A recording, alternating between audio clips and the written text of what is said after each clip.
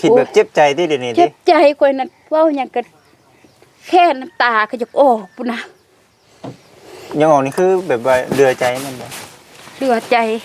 ครับแค่เนาะครับแค่เดือใจดิกุกใจกับพ่อแม่กับพ่อแม่นี่เพราะว่าพ่อตายชีวิตโอ้ยก็สิดีใจน้ำก็เป็นน้ำพ่อเองว่า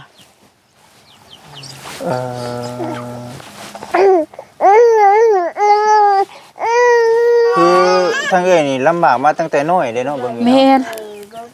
ว้าวลำบากมาแต่น้อยนี่แหละก็ยอดว่าบ่มีข้าวกินแต่ยังน้อยว้าวแล้วทุกข์อี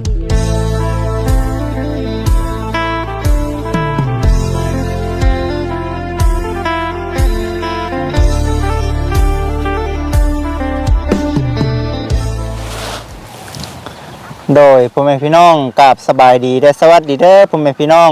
เบิดสุขุสุคนบ่ว่าสิเป็นพี่น้องทางฝั่งลาวเนาะหรือว่าสิเป็นพี่น้องทางฝั่งไทยพ่อแม่พี่น้องทางต่างประเทศเนาะก็ยินดีต้อนรับเข้าสู่ช่องของเบาจิตอุตมพรคือเก่าเด้อพี่น้องเด้อเนาะก็คือมื้อนี้เนาะพ่อพี่น้องทางเบาจิตเองเนาะพาพ่อแม่พี่น้องมาหาครอบครัวนึงพี่น้องเอ้ยซึ่งครอบครัวนี้เนาะก็เป็นครอบครัวไม่แน่พี่น้องเอ้ยทางเบาจิตเองนี่ก็ยังบ่ทันได้ฮู้เรื่องเล่ารายละเอียดเท่าไรหรอกเนาะแต่ว่าได้ยินข่าวว่าพิดกันกับลูกกับผัวนี่แหละพี่น้องเอ้ยคือว่าได้ตีได้พันกันอยู่แบบนี้นะพี่น้องเอ้ยแต่ว่าปัจจุบันนี้เนาะพอพี่น้องทางเอ้ยเพิ่นเนาะสิขอเนี่ยเรื่อยๆพี่น้องเอ้ยก็มีลูกคือลูกเห็นเพิ่นพุ่งกินอีก2-3คนนี่แหละเดี๋ยวสิพาพ่อแม่พี่น้องไปเบิ่งเนาะลูกน้อยพี่น้องเอ้ยยังบ่ทันใหญ่ดอกเนาะป้าสนอพ่อพี่น้องจังได๋ก็เพื่อบ่เป็นการศึกษาเสียเวลาเดี๋ยวทั้งบ่จิตน้องพ่อพี่น้องสิพาพ่อแม่พี่น้องเข้าไปติดตามรับชมเบิ่งน้องพ่อพี่น้องว่าเรื่องราวสิเป็นจังได๋เด้อพี่น้องเด้อเนาะก่อนสิเข้าไปทั้งบ่จิตเองก็ขอบคุณแม่พี่น้องเบิดสุขคนที่เข้ามาติดตามรับชมแล้วก็ให้กำลังใจเด้อพี่น้องเด้อเนาะโอเคพี่น้องไปติดตามรับชมกันเด้อก็คือสิประมาณนี้เด้อเนาะตอนนี้ก็อยู่พร้อมหน้าพร้อมตาเนาะสบายดีสบายดีนะฮะสบายดีตัวเมียนเบิดบ่ลูกเบิดบ่นี่น่ะลูก3อันนี้หลานบ่ผู้นี้หลานหลานลูกไม่เท่าอันนี้แม่นหยังอันนี้เฮ้ออยากนมเลยอยากนมบ่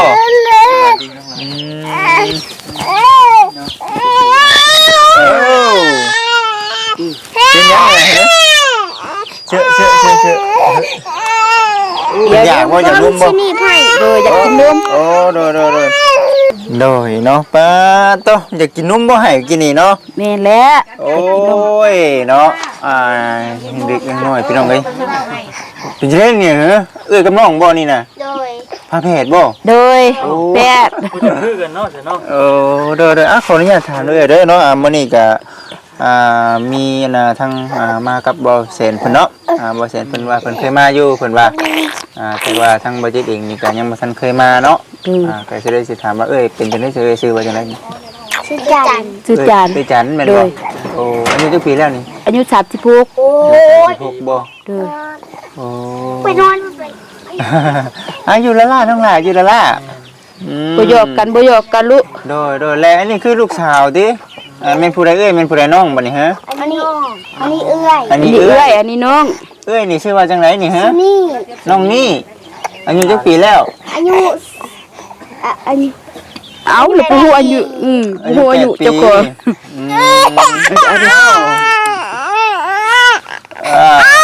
ยังกันน่ะน้ำออกจากปากแล้วก็ให้น้ำออกจากปากโอ้ยเนาะ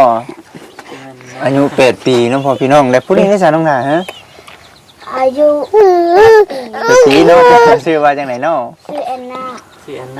นี่กับแอนนาโอ้นี่กับหน้าแต่ละคนนี่เฮียนอยู่ห้องไหนแล้วนี่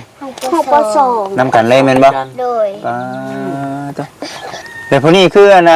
หลานแม่นบ่หลานลูกไม่เท่าผู้เสื้อแดงเด้น้องซุก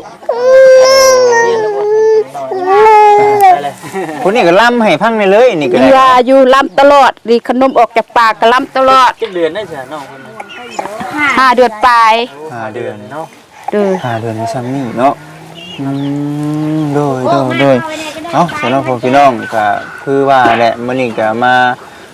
ได้ยินข่าวว่าเป็นจังไดเนาะอันนี้คือนอนอยู่นี่บ่เอ่ยนอนอยู่นี่บ่ แต่ว่านั่นทั่วก็นอนนี่ก็ยามร้อนนอนนี้ อันนี้คือเฮือนบ่มันเป็นจังได๋ อันนี้ไปเถียงน้ำพี่เฒ่า สิได้ไม่เท่า โดยไปเถียงน้ำพี่เฒ่ามานอนเฝ้าไก่เพิ่นเลยแหละมานอนขุดมันตากขายกับเพิ่นก็ขายพอได้เอาเงินให้อยู่20,000 10,000 20,000นี่แหละก็ทอนไว้ซื้อนมให้ลูก คือเฮือนเอ้ยได้ซะ เงินเอ้ยบ่มีหยัง ตะกี้ใช้ฉัน ตะกี้บ่ตะกี้ก็อยู่นี่แหละ ตะกี้อยู่นี่ โดยมาอยู่ผู้ทานผู้ใหญ่นี่เอาข่อยมาเลี้ยง เอ้ยเป็นคน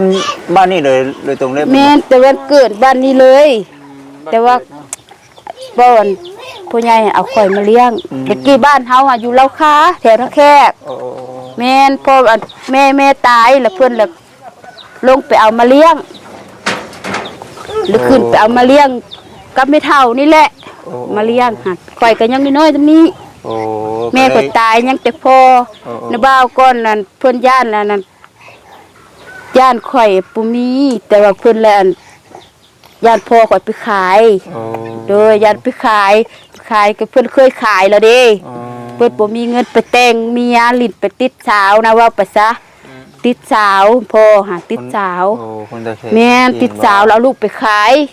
ฝาแฝดเด้ฝาหาก็ได้ใหม่เนาะแต่เฮายังบ่ฮู้เฮายังน้อยซำนี้สำลูกเฮานี้หาก็ได้7 ปี8 ปีนี่เลยเฮาบ่ฮู้ ประมาณนี้ได้เนาะ แม่น เป็นดีน้อย แล้วไปขายมันดิเบิดเงินติดสาวแล้วสิมาเอาข่อยกับน้องข่อยดิไปขายต่อเลยนะบ่าวข่อยหาผู้ให้เอาไปขายแล้วเพิ่นแล้วไปจอกไปดึงเอาน้ำพ่อไว้มาอยู่เฮือดเพิ่นดิ เลยมาเลี้ยงอยู่พี่เนาะบัดนี้เนาะ แม่น มาเลี้ยงอยู่พี่ แม่พ่อญานแม่ของเพิ่นนี่แหละ โดย ขึ้นไปเอาข่อยมาอยู่นะเพิ่นจนว่าเท้าใหญ่นี่ โอ้อันนี้ แม่ คือน เว้าตั้งแต่ความหลังจนฮอดปัจจุบันเนาะ แม่น คือตะกี้ก็ว่าแล้วก็บ่แม่นคนบ้านนี้เนาะ แม่นกับ โดย คนบ้านนี้แต่ว่ากี่เพิ่นน่ะมาข่อยมาเลี้ยงแต่ว่าข่อยก็อยู่เด็กแสดงว่าบ้านเป็นบ้านข่อยเลยนะ เบิ่งมา ๆ ติดนะ ป ฮะ ระมาณนี้แหละเนาะ โดย โดยแม่น บัดนี้ก็เป็นจังได๋คือว่าอยู่เวียงพุ่งไปนี่ได้ฮะ บ่แล้วตะกี้อยู่เวียงแต่ว่าเฮาอะเอาผัวเด้เอาผัวแล้วกลับไปอยู่เวียงนำผัว ผัวคนเวียงบ่ แม่นผัวคนเวียงผัวคนเวียงแล้วนี่ตะกี้ก็ ลมน้องหนาบ่เป็นหยังดอก เอาลงลูกลงพัด ลมพัดเนาะมันนั่นเว้าแล้วก็โอ้ยเว้าก็เว้าบ่ได้ คืออันน่ะพ่อของน้องๆนี่บ่โอ้ พ่อของผู้นี้แหละ โอ้ ลูกพ่อเดียวเมียเดียวแหละ คือได้ลูกนํกันมานี่สาม 3 คน คน แม่น ได้อยู่นํกันจักปีแล้วซั่น โอ้10ปลายปีแล้ว10ปลายปีแล้วอยู่กันอยู่เวียงหั่นหาก็มาตกเลยผู้ดีแม่ตายได้2 ปีแม่เราตายแม่ย่าเฮานะเนี่ยเพิ่นเสีย แม่นตะกี้ก็บ่ได้เป็นแบบนี้ได้ผัวก็นี่บ่ได้กินเหล้าบ่ได้กินหยังบ่ เป็นเรื่อง ใจดีไปหาเงินให้เมียหั่น3-4 ล้านก็บ่ตกถึงมือข่อยเบิด อืม บัดนี้แม่เราเสียชีวิตแล้วเด้ซะบ่มีไผเว้าหยังติดเหล้าได้บาดนี้กินเหล้าไล่ลูกไล่เมียหนีตีลูกตีเมียแล้วบัดนี้ มีการตีบ่ แม่นผัวตี คืออันนี้น่ะคือทั้งเอื้อยนี่มาอยู่นี่จักมื้อแล้ว ว่าเป็นสิเข้าเดือนหนึงแล้วได้เดือนหนึงแล้ว คือแบบว่าปุ๊บมาบ่หรือว่าปะมาเดี๋ยวนี้นะ ปุ๊บหนีจากผัวเดี๋ยวว่าผัวไล่หนี ปุ๊บบ่ ปุ๊บมาเลย โอ้แบ แต่ บ เครื่องคองก็บ่เอาอีกมาแต่กระโตอีก แบบว่าบ่ได้สั่งเวลาผู้ใดเลยแมันบ่ ลูกหอมลูกมาเนาะ แบบว่าน านก็ผัวไล่หนีปั๊บประมาณ7 โมงข้อยก็พาลูกย่างหนีเลยย่างหนีมาทางเลยนมข้อยก็บ่เอาอีกเสื้อผ้าข้อยก็บ่เอาอีกก็ทิ่มโลดข้อยว่า หานุ่งเครื่องเก่าพวกเราไม่เท่ากันแล้วข้อยว่า คือเดี๋ยวนี้บ่ได้ติดต่อหาเลยบ่จักเลยเดี๋ยวนี้ บ่เพิ่นบ่ติดต่อหาเลยนะเดี๋ยวนี้ก็กี่ดอกเพิ่นแล้วลงมาหาข่อยเด้เทื่อนึงกี่ดิลงมาอยู่ปีกี่ดิครับแล้วมาขอโทษเมียไปขอโทษหลายๆเด้อปุ๊บต้องขอโทษเขาว่ามึงเฮ็ดกูผิดมาแล้วว่า บ่ขึ้นบ่นี่บ่ขึ้นไปเต็มแล้วข่อยก็ชวนข่อยเมื่ออยู่บ้านข่อยก็บ่ยอมเมื่อ ข่อยฮู้ผ่านมาแล้วเด้ข่อยเมื่อยอดแล้วเด้ เป็นจังได๋คือว่าอดมันเป็นจังได๋คือว่าอด กินเหล้าสิแหละแล้วพิษแต่ข่อยตลอด พิษแล้วเพิ่นเป็นจังได๋แบบว่า คือแบบตีเมียไล่เมียหนี เป็นกิน ไล่เมีย เปลี่ยนได้บ่ แม่น นี่คือทั้งน้องๆได้ถ้าเป็นจังได๋ถ้าเพิ่นก็บ่ได้ตีบ่หรือว่าจังได๋ บ่ลูกที่บ่ได้ตีแต่เมียให้เมียลูกแล้วบ่ได้ตี แต่ว่าให้ลูกเห็นอยู่แม่นบ่ แม่นให้ก็ลูกก็เห็นคือกันนี่แหละ ย่านบ่น้องหรือว่าจังได๋ ญาติ ย่านบ่โอ้ยเนาะถูกต้อง ก็ซอยแม่เด้เวลาพ่อแม่พ่อสู่แม่มันก็ซอยแม่อีก โอ้สิแล้วเนาะพ่อพี่น้องเนาะอยู่ ข่อยก็ อัน พาลูกไปเฮากับอันน่ะสามแม่ลูกย่างไปฮอดทางฮอดคิวรถใส่ใต้ยังหน่อยนึงแล้วเพิ่นก็ไปใช้ว่าซั่นเพิ่นจอดนะข่อยว่าจะผัวไล่ข่อยหนี้ข่อยว่าผัวไล่หนี้รถไปข่อยสิไปส่งว่าลงใช้เพิ่นว่าคิวรถใส่ใต้ข่อยว่า คือจากอยู่เวียงเนาะเงินติดธงนี่เท่าไหร่นี่การพากันย่างมากับลูกกับเต้า แม่นย่างมา เงินเด้เงิน ก็บ่มีหยังนะ มีหยัง ผัวก็บ่ให้บ่มีหยังจักอย่างเลย ไปมามีเงินแสนเดียว มีเงินแสนเดียวก็มาซื้อนมให้ลูกอยู่ทางนี้ ติดโตนบ่ แม่นติดตัวซื้อนมให้ลูกกล่องหนึงแล้วก็แล้วเลยเด้อจ้ะแม่น บัดค่ารถค่าล่างมาได้จ้ะ ค่ารถค่าล่างหั่นแต่ว่าบ่ฮอดอันน่ะเพิ่นมาส่งให้ซื้อเพิ่นบ่เอาน้ำแต่บ้านน่ะแต่เวียงมาฮอดอัดคิวรถใส่ใต้เพิ่นบ่เอาน้ำ โอ้ วันนี้จะขึ้นไปคิวรถใส่ใต้มาฮอดเซโนนี่ไม่เท่านี่ไปรับเอาแม่นเพิ่นเอาเงินขึ้นไปรับเอา คือทางงานไม่เท่าเท่านี้ขึ้นไปครับเอาเงินบ่ โดยมีเท่านี้คือไปหับเอาอยู่เซโนนี้ แล้วเพิ่นก็เอาเงินให้คิวรถเมล์เลยเจ้าของรถเมล์หั้นนะเพิ่นนึกตนหั่นนะ ก็เป็นจังได๋ซะแบบคือเอ้ยมาอยู่แบบนี้แบบรู้สึกเสียใจบ่หรือว่ารู้สึกแบบว่าโล่งหรือว่ารู้สึกแบบคิดจังไดอยู่แบบ ก็จักเสียใจยอดเสียใจบ่มีเงินมีซานอยู่ดิแลคันมีเงินมีซานอยู่ก็สบายใจอยู่ แต่ว่าเรื่องผัวนี่บ่ได้คิดนำแล้วแม่นบ่ บ่คิดหยังจักอย่างเลยนะคะแนนข่อยมีเงินมีซานนี่ข่อยบ่คิดบ่หยัง เพราะว่าเพิ่นเฮ็ดให้เห็นเนาะเพิ่นแบบว่าบ่คิดแบบว่าฮักลูกฮักเมียแม่นบ่จากที่จังเอ้ยว่านะ แม่น แบบว่าลูกเต้าใหญ่มาซำนี้ก็ยังเฮ็ดให้ลูกเห็นอยู่แม่นบ่ แม่นข่อยคุมคิดข่อยให้เอาโตลูกข่อยให้มันรอด คืออยู่พุ่นน่ะเอ้ยเฮ็ดหยังแน่อยู่พุ่นน่ะ อยู่พุ่นกะอยู่เวียงหันกะเฮ็ดอันให้หน้าก็บ่เฮ็ดนะมีแต่ว่าเฮาอันน่ะไปเฮ็ดราชการก็พอได้เป็ดกินเงินเดือนนะตะกี้ มาหาลู อก ยู่เฮือนก็บ่แม่นเฮือนมูลข่อยเฮือนมูลผัวอยู่น้ำผัวแม่น อ้าวน้องครับ เอานั่งลงแม่นั่งลูก โอ้ นั่ง โดยเนาะน้องพ่อพี่น้องอยู่บ่เป็นเนาะเด็กน้อยนี่ก็ได้น้องพ่อพี่น้อง บ่เป็นนะบ่เคยได้คิด เนาะจากที่เอ้ยเพิ่นว่ามาก็คือเว้าเลยเนาะพ่อพี่น้องเบิ่งนี่คือสิได้เจอเอ้ยเนาะคิดแบบเจ็บใจที่เดี๋ยวนี้ เจ็ ดิ บใจข่อยนั่นเว้าหยังก็แค่น้ำตาก็จะออกพุ่นน่ะ ยังออกนี่คือแบบว่าเดือใจนั่นบ่ เหลือใจ ครับเพื่อนเนาะ ครับแค่เดือใจดิ ภูมิใจกับพ่อแม่กับพ่อแม่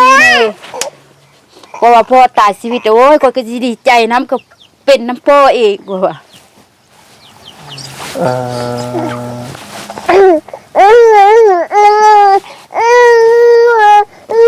พ่อข่อยนี่เป็นน้ำพ่อข่อยเองโอ้ย คือว่าเป็นนะพ่อ แม่นติ่นมูลมันก็บอกว่าให้ลูกว่าจะโลดหากระตายปีกายนี่ คือทางเอ้ยนี่ลำบากมาตั้งแต่น้อยเลยเนาะเบิ่งนี่ แม่นเว้าลำบากมาแต่น้อยนี่แหละแต่ยอดว่าบ่มีข้าวกินแต่อยังน้อยเว้าแล้วทุกข์อีหลี คือลำบากมาตั้งแต่น้อยพี่น้องเอ้ยบัดพ่อเอาผัวมานี่ก็ยังเฮงยากเข้าไปคือเก่าเนาะ แม่น เออ โอ้ยลูกเอ้ย เป็นจังได๋ล่ะฮะ นั่งดีๆแม่เอานะ อยู่ดีๆโอเคเนาะ ลำบากมาแต่น้อยแหละเด็กกับอีดเนาะบ่ทุกข์ก็ทุกข์ได้ตอนพออยู่พุ่นแหละคันแม่ยังก็บ่ว่านี่แม่ผู้นี้แล้วก็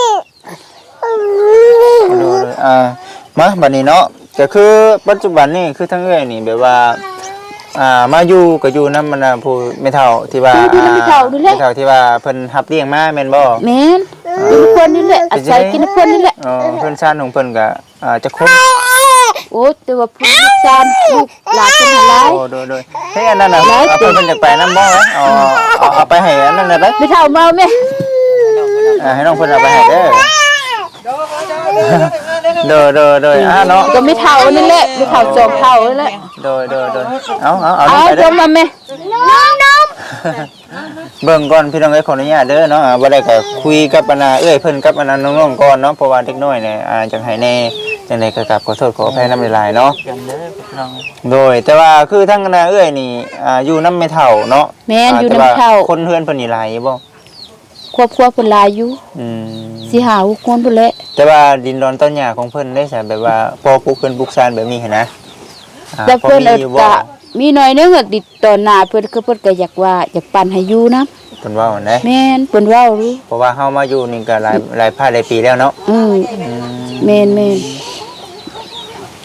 อยากได้ติบ้านอยู่แลแต่มันนั่นแหละปึ้มจำโนก็บ่มี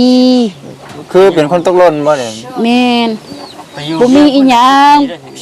ฮะไปอยู่เวียงไงได้จักปีแล้วไปอยู่เวียง10ปลายปีไปอยู่เวียงผัวเนี่ยก็บ่เอาเข้าแม่ย่าก็บ่เอาเข้ายอดว่าบ่มีเงินแม่นได้เงินเดือนมาก็ซื้อนมให้ลูกมันสิหลายได้เสียค่าน้ำค่าไฟซื้อข้าวซื้อน้ำกินเด้มันกับตุ้มจำนวนบ่สิเอาข้าวให้แบบบ่มีเงินและ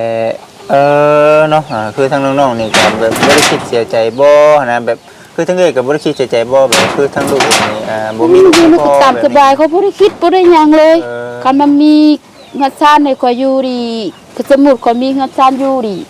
ข่อยบ่คิดบ่หยังเพราะว่านึงมาเป็นห่วงน้ำลูกเนาะแม่เป็นห่วงลูกก็แล้วลูกยังน้อย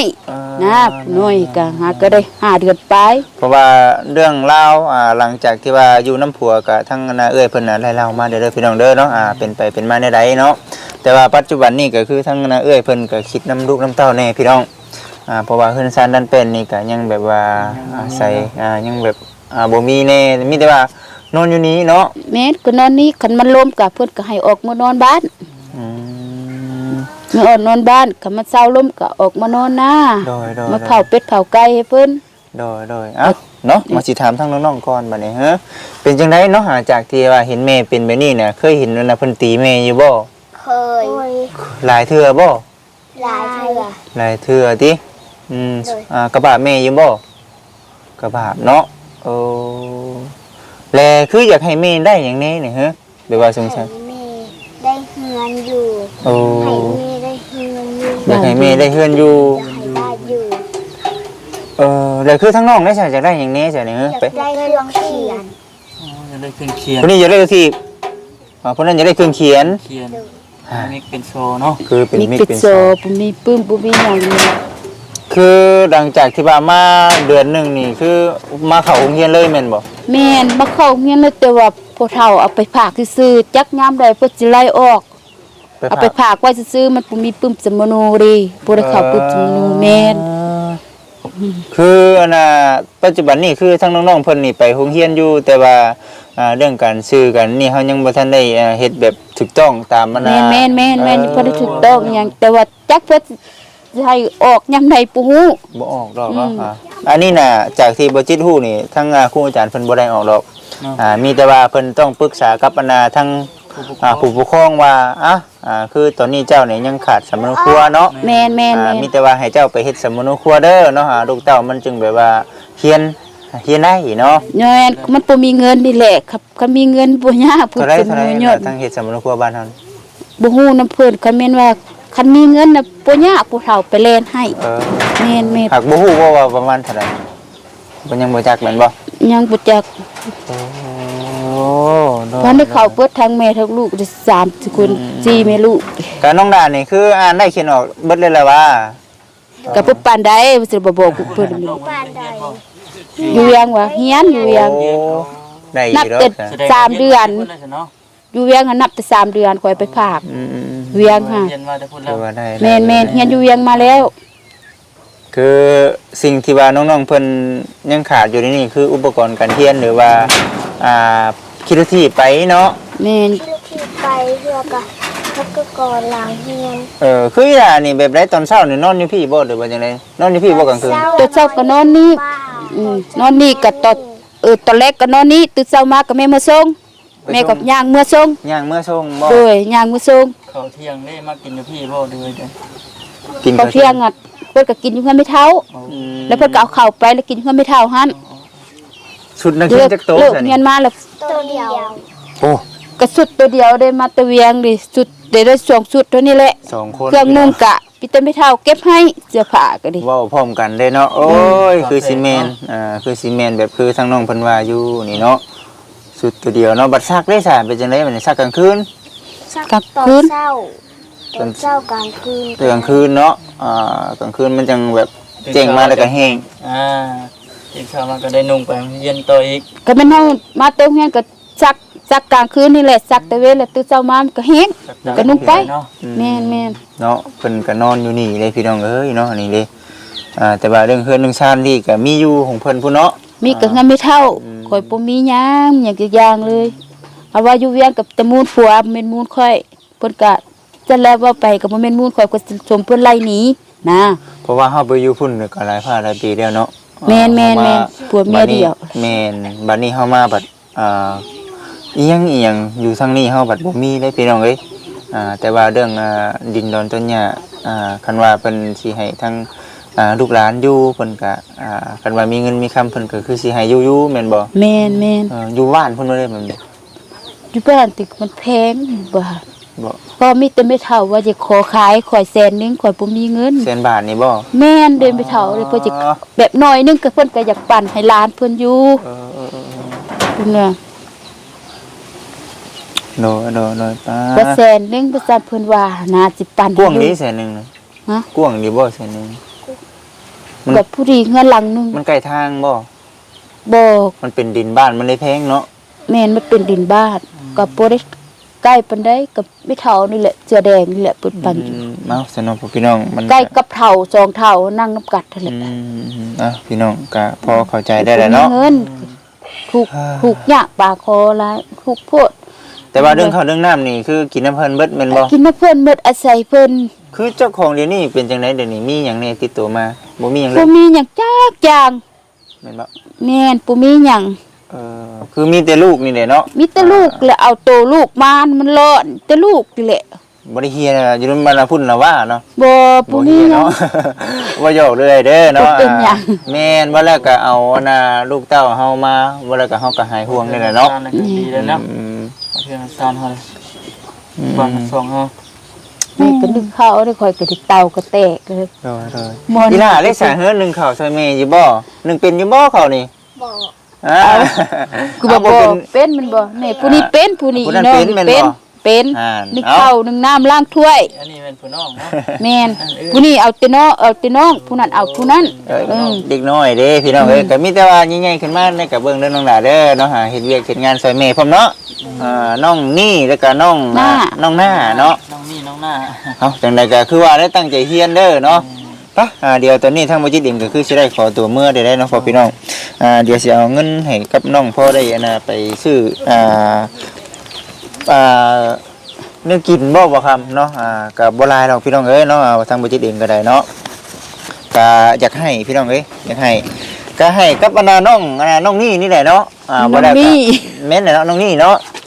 บ่ได้ก็เอาลมพัดพี่น้องเอ้ยให้กับน้องเพิ่นไปปั่นกันเองเนาะปั่นกันได้แล้วเนาะโอเค ใบยังน่ะ ใบยังนี่เหรอ ไป50 โอเคปั่นกันกับน้องเด้อเนาะโอเคโอ้ยลมพัดลมเฮงเท่ดิเนาะพ่อพี่น้องให้แม่ถือไว้เนาะฉันโอ้ขอบใจเป็นบ่ล่ะนี่ฮะขอบใจเป็นอยู่บ่ ใจ แบบว่าขอบคุญขอบคุณเด้แบบว่าโอ้ยใช้พรให้เป็นอยู่บ่เป็นบ่ผู้นี้เป็นอยู่บ่นี่ฮะ เปลี่ยน ลองเบิ่งดู เอาพรให้เพิ่นดู อวยพรให้ดู ก้อนแดด เอา อวยพรขอให้อยู่ดีมีแฮงเด้อใช่ดอกบ่ ให้ร่ำให้รวย ขอให้ยืดีมีแฮงเด้อ ขอให้ร่ำให้รวยเด้อ ขอให้ร่ำให้รวย ให้โชคให้มาน ขอให้โชคให้มานเด้อ เงินไหลคำแก้วหาดาวเด้อสิ มีหลายคำแก้มหาบ่าว เด้อเด้อเอาจังได๋ สายคำแก้มหาบ่าวเด้อ สาธุเนาะแม่นก็เฮียนว่าเด้อน้องหน้าเด้อเนาะเดี๋ยวมื้อหน้ามื้อในเดี๋ยวสิเข้ามาหามีแต่ว่ามื้อนี้เพิ่นว่าทั้งบ่จิตเองเนาะถามหยังที่ว่ามันต่ำใจจังได๋ก็กราบขอโทษขออภัยหลายๆเด้อเด้อ โด เนาะ ย สิ่งที่ว่าเฮาถามเฮาก็อยากให้ฮู้รายละเอียดว่าแล้วก็ให้กับพ่อแม่พี่น้องเพิ่นมี ฮู้เนาะ แม่ มีแต่ว่ามื้อหน้ามื้อในเดี๋ยวทางบ่จิตเองก็สิเข้ามาเยี่ยมยามสันไทยอีกเทื่อเนาะมีแต่ว่าเป็นกำลังใจให้กับเอ้ยแล้วก็ทั้งน้องๆเนาะคือสิประมาณนี้แหละนอนอยู่นี่4คนเลยแม่นบ่ แม่4คน โดยเอาจังได๋ก็อยู่ดีมีแฮงเด้อเนาะสู้ๆเนาะชีวิตนี้ก็ ข ได้ อบใจเด้อขอให้ร่ำให้รวยเด้อให้โชคให้มาเด้อให้เงินไหลคำแก้วเข้าไปหาเด้อสาธุ สาธุเนาะโอเคสบายดีโอเคเอาเนาะมาบัดนี้ขอบใจได้อล่ะเด้อโอเคเด็กน้อยเป็นตะเพลงพี่น้องแบบว่าฮู้เด้ไปบางครอบครัวก็คือว่าเนี่ยเด็กน้อยเนาะตามภาษาเด็กน้อย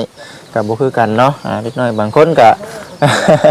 ไปเป็นพี่น้องแต่ว่าน้อยน้องๆทั้งสองคนนี่รู้สึกแบบว่ารู้จักความดีพี่น้องเอ้ยจังไดก็ชื่นชมเพิ่นเด้อเนาะพ่อพี่น้องโอ้ยน้องพ่อพี่น้องก็คือสิประมาณนี้เด้อเนาะทางบ่จิตเองก็คือสิได้ขอตัวจบคลิปเนาะพ่อพี่น้องเรื่องราวรายละเอียดทางครอบครัวของเอ้ยเพิ่นก็ได้เราให้กับพ่อแม่พี่น้องได้ฟังได้ละก็มีน้ำหูน้ำตาน้ำเนพี่น้องเอ้ยจังไดเนาะคำเว้าคำจาที่เว้าจิตว่าออกไปนะพ่อพี่น้องคันว่ามันบ่ถูกต้องหรือว่ามันแบบกระทบกระเทือนเกินไปทางบ่จิตเองก็ขอโทษขออภัยนำหลายๆเด้อเนาะว่าแล้วก็ทำเพื่อความจะพูดพี่น้องเอ้ยบัดนี้ก็เรื่องราวคือทางเอ้ยเพิ่นได้เรามาแล้วเนาะก็คือตามที่เอ้ยเพิ่นว่ามาแหละแต่ว่าสิ่งสำคัญที่สุดก็คือทางเอ้ยเพิ่นนี่เป็นห่วงเนาะเป็นห่วงทั้งลูกพี่น้องเอ้ยอยากให้ลูกเพิ่นนี่เฮียนเนาะแล้วก็อยากให้มีสมมุติครัวพี่น้องเอ้ยทางบ่จิตเองก็เป็นกำลังใจให้อยู่เนาะป้าสนองพ่อพี่น้องถ้าหากว่าพ่อแม่พี่น้องเนาะอยากช่วยเหลือครอบครัวของเพิ่นเนาะก็สามารถติดต่อมาหาบ่จิตทางเฟซทางไลน์ได้เนาะพ่อพี่น้องบ่จิตเองเนาะพร้อมสิเป็นสะพานบุญให้พี่น้องเอ้ยก็สำหรับคลิปนี้เนาะทางบ่จิตเองกราบขอบคุญขอบคุณพ่อแม่พี่น้องเบิดสุขุสุคนที่เข้ามาติดตามรับชมแล้วก็ให้กำลังใจพี่น้องเอ้ยขอให้พ่อแม่พี่น้องอยู่ดีมีแฮงเบิดสุขุสุคนเด้อเนาะสำหรับคลิปนี้เนาะพ่อพี่น้องทางบ่จิตเองก็ขอกล่าวคำว่าสบายดีเด้อพี่น้องเด้อโอเค